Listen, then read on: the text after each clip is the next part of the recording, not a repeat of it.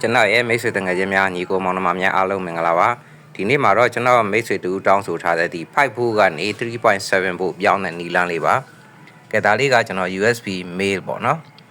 အခုကျွန်တော်စမ်းပြမှာကတော့ဒီဖုန်းအသွင်းတုံးလေးနဲ့ပဲစမ်းပြပါမယ်เนาะတခြား5 volt power supply ကနေလည်းဒီနီလန်းအတိုင်းလုပ်လို့ရပါတယ်เนาะဒီမှာတော့ကျွန်တော်အလွယ်တကူဖြစ်တဲ့ဒီဖုန်းအသွင်းတုံးပေါ့เนาะဖုန်းချက်ချာလေးနဲ့ကျွန်တော်စမ်းပြပေးပါမယ်ခုဒီမှာဖုန်းချာချာလေးကိုကျွန်တော်ဗိုလ်တိုင်းကြည့်တဲ့အခါမှာဒီမှာ 5.2 ပေါ့နော်5 volt ကျော်ကျော်လောက်ရှိတာပေါ့နော်။ဒါ5 volt ကျော်ကျော်ဆိုတော့ကျွန်တော်တို့ SMS circuit ကလည်း 3.7 လို့ပြောထားပေမဲ့ 3.7 နည်းနည်းလေးကျော်မှာပေါ့နော်။သူက5 volt ကျော်နေတဲ့အတွက်နော်။ဒါ5 volt ကွက်တိဆိုရင်ကျွန်တော်တို့ဒီ SMS circuit ရဲ့အထွက်ကလည်း 3.7 ရမှာပေါ့နော်။ကဲဒီမှာကျွန်တော်ဒါဘာမှမလုပ်ခင်မှာဒါဖုန်းအသွင်းတုံးလေးကိုကျွန်တော်ပို့လေးတိုင်းကြည့်တာဖြစ်ပါတယ်ပြီးရင်တော့ဒီ USB မေးခေါင်းလေးပေါ့နော်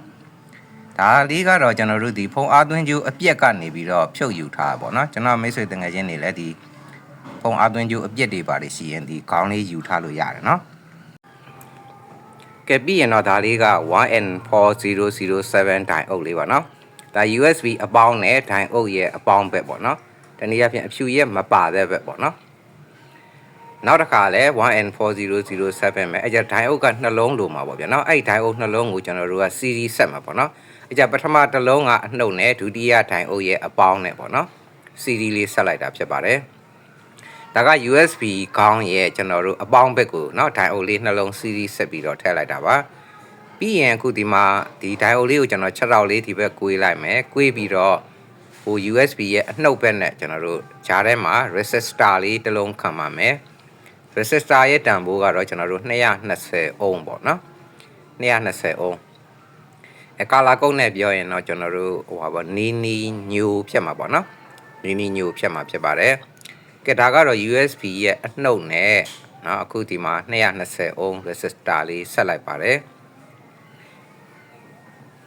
ဒီခေါင်းလေးကเนาะခုနကပြောလို့အသွင်းဂျိုးတွေပြက်နေရင်အဲ့ဒီကနေခေါင်းလေးဖြုတ်ယူထားလို့ရပါတယ်ဗျာနော်ကဒါအနှုတ်ဘက်เนาะ USB ရဲ့အနှုတ်ဘက်ဖြစ်ပါတယ်ပြီးရင်တော့ဒီကြံတဲ့ဒီခုနကဒိုင်အုပ်နဲ့ဒီခု resistor ကြံတဲ့နေရာကိုဒါဆက်ပေးလိုက်ရင်ရပါပြီเนาะ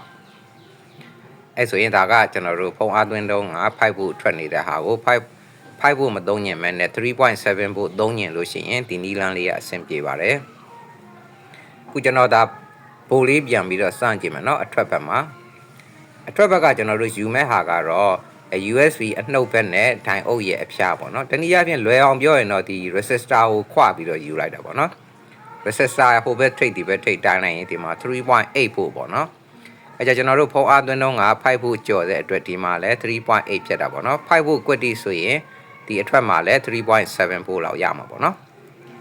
ကဲဒါလေးကကျွန်တော်တို့ဥပမာဒီ LED မီးပြားလေးတွေပေါ့နော်3.7 volt LED မီးပြားလေးတွေဆိုရင်ဒီတိုင်းဓာတ်ရိုက်ထွန်းရင်ကျွန်တော်တို့ကျွန်းသွားနိုင်တာပေါ့နော်သူက 3.7 ဖုန်းအားသွင်းတုံးက5 volt ထွက်တာဆိုတော့ဓာတ်ရိုက်ထွန်းရင်ကျွန်တော်တို့ကျွန်းနိုင်တာပေါ့နော်ဒါကတော့ဥပမာအနေနဲ့ပြောတာပေါ့နော်အခုဒီမှာကျွန်တော်ဒီ LED မီးပြားလေးနဲ့ပဲစမ်းပြမယ်နော်အဲကြတော့ဒီ USB အနှုတ်ဘက်ကိုကျွန်တော်တို့ဒါ LED ရဲ့အနှုတ်ပေါ့နော်တနည်းအားဖြင့်ဒီ output အနှုတ်ပေါ့ဗျာနော်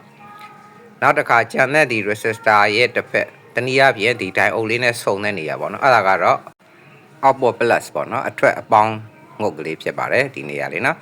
လွယ်အောင်ပြောရင်တော့ခဏပြောလို့220 ohm resistor ကိုခွပြီးတော့ယူလိုက်တာဖြစ်ပါတယ်ဗျာနော်ကဲဆိုရင်ဒါလေးကိုကျွန်တော်မီးထွန်းကြည့်မယ်နော်ကဲကျွန်တော်ညီကောင်မောင်နှမတွေတွေ့တဲ့အတိုင်းပဲလင်းအားလဲကောင်းတယ်အရင်ကြီးကြမသွားဘူးသူက 3.7 volt LED ဖြစ်တဲ့အတွက်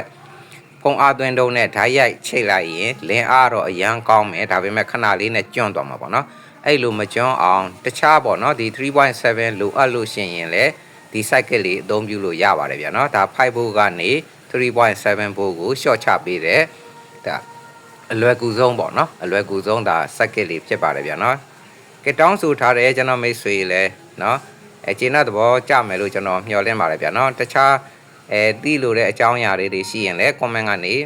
ရေးထားပေးလို့ရပါတယ်ကျွန်တော်ဒီမှာပစ္စည်းအလွယ်တကူရှိရင်ကျွန်တော်စမ်းသပ်ပြီးတော့မျှဝေပေးနေတာဖြစ်ပါတယ်ဗျာနော်ကဲကျွန်တော်ရဲ့ channel လေးကိုအများအားပေးကြည့်ရှုနေတဲ့ကျွန်တော်ရဲ့ညီကိုမောင်နှမတွေနော်မိတ်ဆွေတငယ်ချင်းတွေအားလုံးကိုထူးပဲကျေးဇူးတင်ပါတယ်နောက်ဗီဒီယိုတွေမှာလည်းနော် ဒါတဲ့ကောင်းမွန်တဲ့အကြောင်းအရာလေးတွေကျွန်တော်စူးစမ်းပြီးတော့ဇက်တိုက်မျှဝေပေးသွားမှာဖြစ်ပါတယ်အားလုံးအဆင်ပြေကြပါစေခင်ဗျာ